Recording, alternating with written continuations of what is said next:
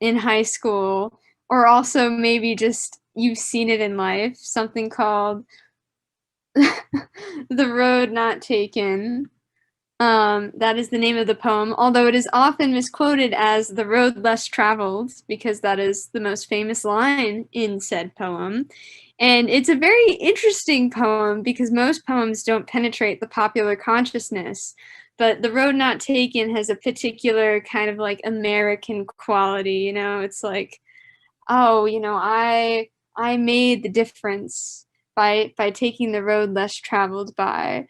I actually um I really love this poem, but not for maybe the reason you think. It was actually in a Ford Motor ad because they're like the road less traveled by. You want to take your Ford Explorer out into nature and really go out there. But it turns out that's not at all what the poem's about. So we're gonna go through the poem, just a quick refresher. Two roads diverged in a yellow wood, and sorry I could not travel both and be one traveler. Long I stood and looked down one as far as I could to where it bent in the undergrowth, then took the other, just as fair, and having perhaps the better claim, because it was grassy and wanted wear, though as for that the passing there had worn them really about the same. And both that morning equally lay in leaves no step had trodden black. Oh, I kept the first for another day, yet knowing how late way leads on to way, I doubted if I should ever come back. I shall be telling this with a sigh. Some were ages and ages hence. Two roads diverged in a wood, and I took the one less traveled by, and that has made all the difference. Now, one thing important to know about this poem is the context in which it was written. So, Robert Frost actually wrote this poem as a sort of fun thing about his walks with Edward Thomas. So, Edward Thomas was another famous poet.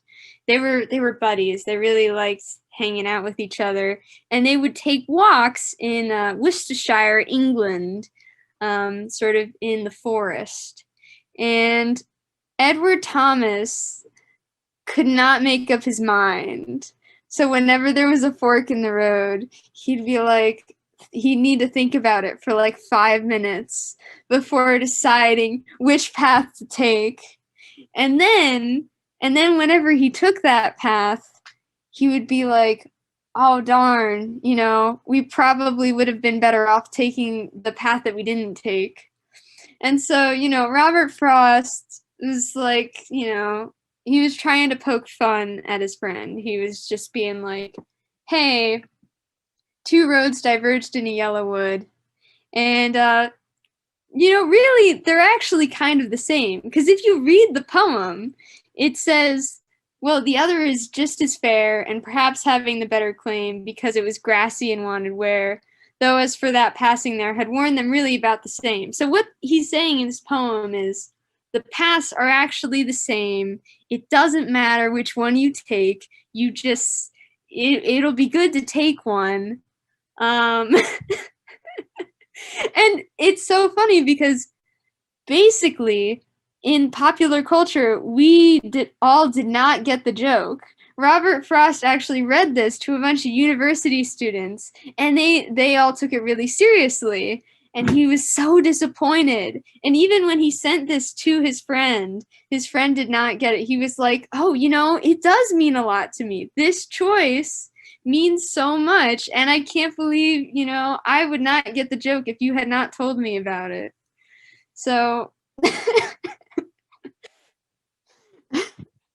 Robert Frost is, yes, Robert Frost is the complete nihilist. But I think that there's actually something kind of wonderful about the fact that basically every reading of this poem, everybody is like, no, my life does have meaning, and the choices I make do matter.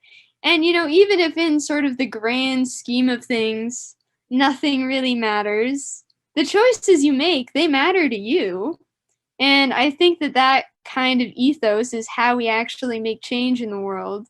So I frankly, I love the misreading of the poem, and I also appreciate sort of the fact that the real meaning is that there is no meaning, but then you can make your own.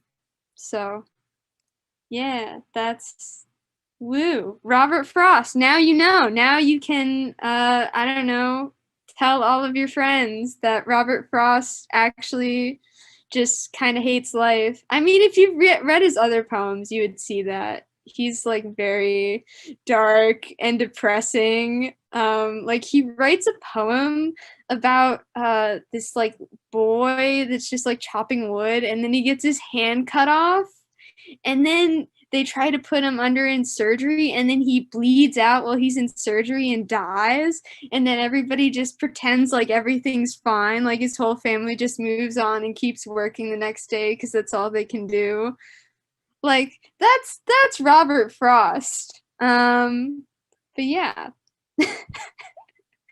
Anyway, so now you know a little bit more about some poetry and the probably the most famous American poem.